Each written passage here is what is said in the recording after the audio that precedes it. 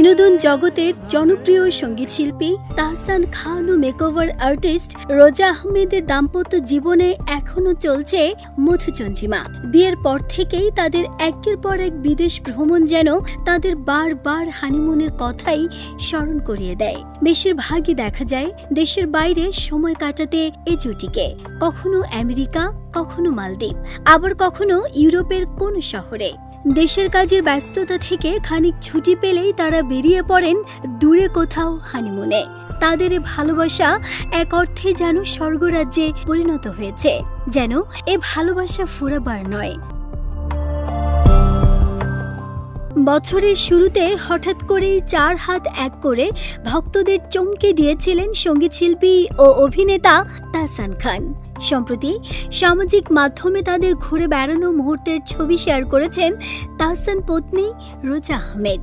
সেই ছবিগুলোতে দেখা যায় সবুজে ঘেরা প্রাকৃতিক পরিবেশ, গুড়ি গুড়ি বৃষ্টি আর সুইমিং পুলে তাদের আদরে মুহূর্ত, যেন বারবার মনে করিয়ে দেয় মধুচন্দ্রিমায় ডুবে থাকা একজোড়া কপোত কপোতি।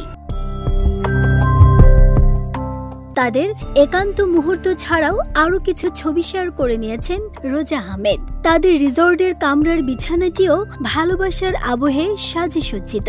এক কথায় সবকিছুতেই তাদের মধ্যে দেখতে পাওয়া যায় ভালোবাসার পরশ। ছবির ক্যাপশনে রোজা লিখেছেন, প্রকৃত বিলাসিতা হলো সেই সময়ের সঙ্গে কাটানো যেখানে নীরবতা বোঝাপড়ায় ভরা, ভোর ওঠার মতো কানে ফিসফিসানি, প্রতিশ্রুতি এবং ভালোবাসা, যা পুরোপুরি আমাদের। মিথিলার সঙ্গে বিচ্ছেদের পর তাহসানের অতীতের সব বাজে সময় দূরে সরিয়ে দিয়েছে তার দ্বিতীয় স্ত্রী রোজা আহমেদ। তার আলোতে ভরে উঠেছে তাহসানের জীবন, তার রন্ধ্রে রন্ধ্রে বয়ে যাচ্ছে সুখের হাওয়া। এমনই মন্তব্য করেছেন তাহসানের ভক্ত, অনুরাগী আর নেটিজেনরা।